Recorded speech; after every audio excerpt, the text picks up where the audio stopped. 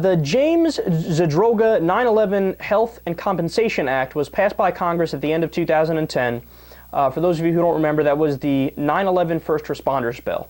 Now, let me give you a little bit of background on this because it's super fascinating if you don't already know. So what ended up happening with this is it was a bill that failed originally. They tried to pass it once, it failed. Jon Stewart heard about it, and he did, I don't know if he did like a special on it or if he just covered it in his show for a week straight or something like that. But he talked about this every single day, and he had on people who were first responders to 9/11 that were really sick because they were breathing in that toxic dust from the buildings that had collapsed. And he basically said, look, this is the most egregious thing I've ever heard of. I mean, the heroes on 9/11, the first responders, are getting sick because they were the first responders and they were there to help, and the government is leaving them high and dry. Because no insurance companies will cover them because of the hacking cough they got. It's going to cost them too much money, and they're getting sick from what they did, right? And the government's like, that's nice, see ya, we're not going to fund it, right? So Stewart talked about it, and then that caught on where Shep Smith on Fox News talked about it, and then everybody was talking about it. You had left-wingers and right-wingers and Republicans and Democrats alike saying, this is crazy, what the fuck is wrong with you, Congress? Fuck you, right? Really getting mad. And then Congress was like, oh, no, do we mean to vote that, do we vote that down? No, we didn't, we thought it was a different bill. No, okay, yeah, we passed it. Here, we passed. So then they passed it and went into law, and so what they did when they passed it is they shielded it from the annual budget to avoid political game playing. And there's $4.3 billion in the fund.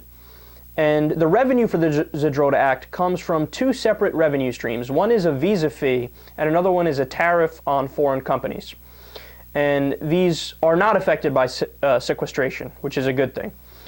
So now the way it's funded, there's actually been a little surplus that has grown.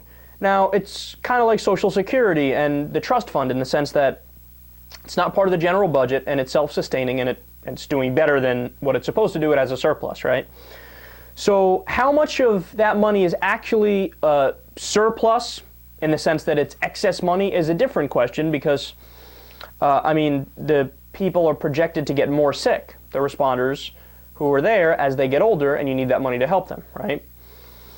So what they're doing, what the government is doing, is they've decided, oh yeah, cool, no, we're not going to dip into the fund at all. No, not at all.